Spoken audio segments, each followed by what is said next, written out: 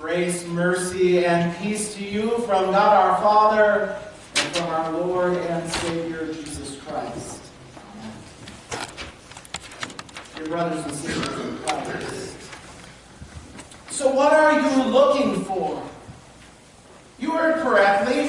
What are you looking for? Why have you come here today? Why this place, this day? You must be seeking something in particular on the day like today, because as any pastor can tell you, we don't get these kinds of crowds just before 7 o'clock in the morning on a Sunday. I suppose some of you are here because it's the traditional, expected thing to do on Easter Sunday. My parents always made sure we were in church because, well, we're there on Easter. And I'm just carrying on the tradition, you might say. Or maybe your family has a rule, a mandate. No church, no ham. Some of you are here because you are here every Sunday. So today is no different except, well, maybe for the breakfast. But why are you really here? You are looking for the end of the journey.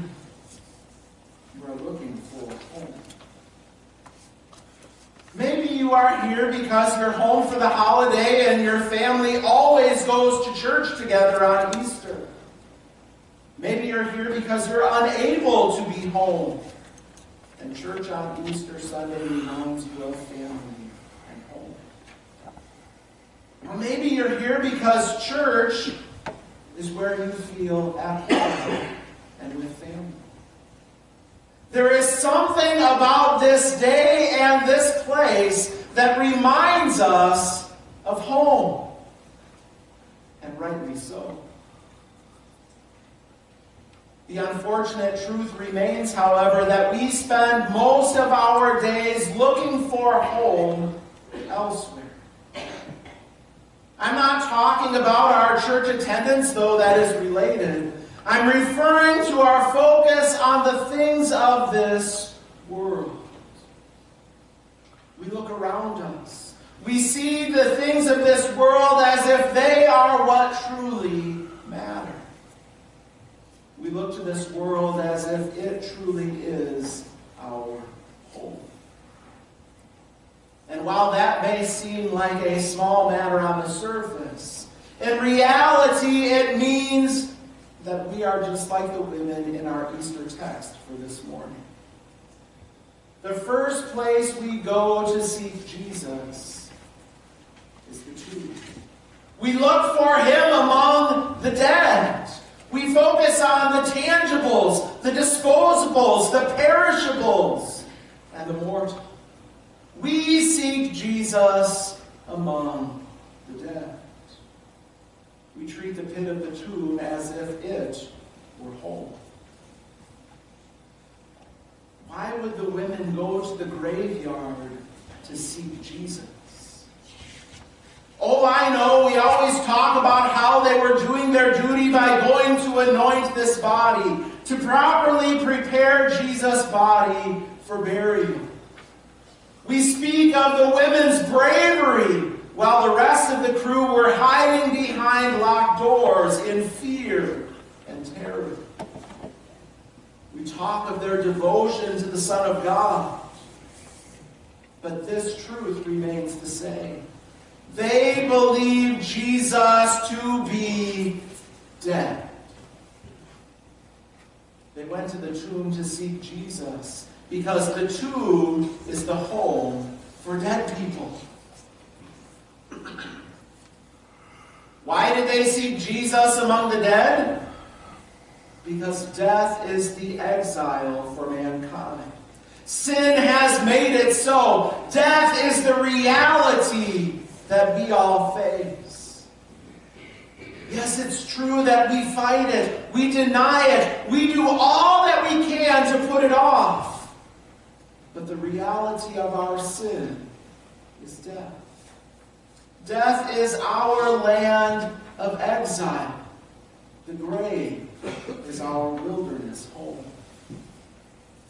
You can eat healthy, work out, see the best doctors, eliminate stress, and be in touch with your inner self. But you will still die. Such is the devastation wrought by sin in our world and in our beings. In the Garden of Eden, man willingly brought sin into our world. But who knew that sin would bring its partner, death? And not the sanitized death of our American culture. Rather, the brutal, agonizing, weeping and gnashing of teeth kind of death that is the result of being separated from God. Death is everlasting condemnation. Death that is beyond comparison. Death that is the great enemy that no man can overcome. Our sin has sent us to this land of exile, this land of death. We are in exile that is a death both physical and spiritual. We are in exile with no ability to escape and no hope of return. Small wonder then that we live our lives as if the tomb is our home. For this reason, God the Father sent His Son into the world. Jesus came to rescue us from our land of wandering, from our deadly exile, from the reality of death itself. This is the exile from which Christ has freed us and brought us out. Jesus came to accomplish what we have no hope of accomplishing on our own. By the cross, He has redeemed, restored, and renewed. Jesus overcame the twin forces of sin and death. Jesus hung on the cross to bear our sins, suffering, bleeding holy blood, and dying as the all-availing sacrifice. He conquered Satan as He provided the sacrifice required and cleansed us from all guilt and shame. For this, God sent His Son. Jesus faced death in our place and finished the work that God promised He would do. And for this, He was laid in a tomb as a lifeless corpse. But a lifeless corpse with a promise. The women who went to the tomb that first Easter morning were not focused on the promise. They were focused on the corpse. They went to see Jesus among the dead. They were living as if the grave were their home, the end of the journey. But the angel told them, "Do not be alarmed. You seek Jesus of Nazareth who was crucified. He has risen. He is not here.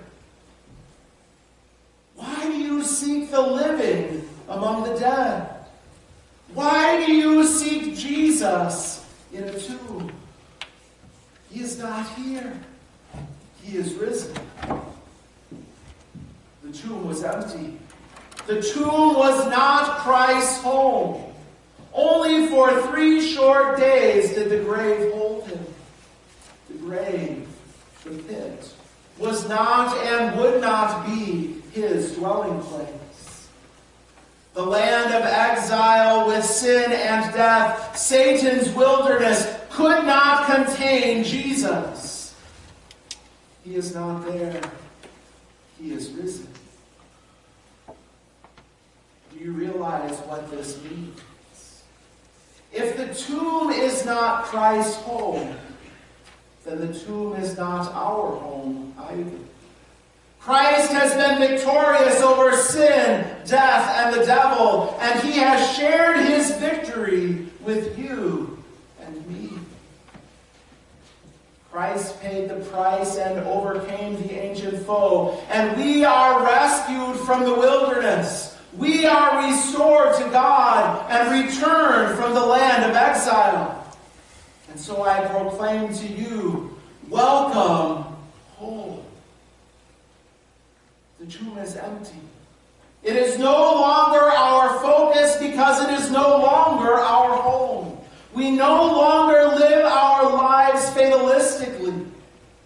We no longer wander through this world with the attitude that we just go along until we die. We no longer live as those exiled in a land of suffering and death. The tomb is empty.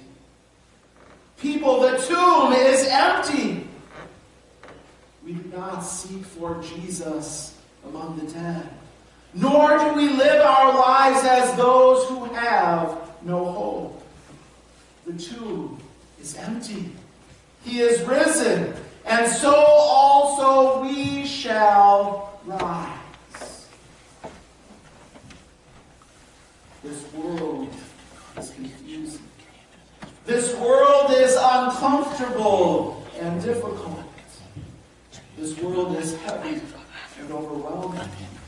This world still seeks our attention and our citizenship. But this world is not our home. Christ has risen.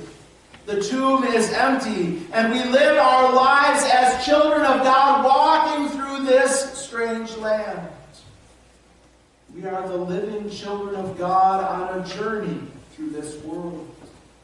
We focus not to the right or to the left.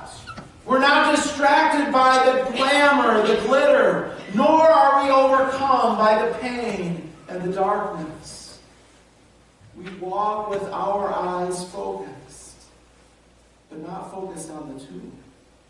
Focused on Jesus, the author and perfecter of our faith, the one who has returned us from a land of exile and restored our relationship with our Father in heaven. We walk with our eyes focused not on the land of death, but on the open gates of everlasting life. Welcome home. These are such beautiful words. Words that I am privileged to speak to you today. Welcome home. The tomb of Christ is empty.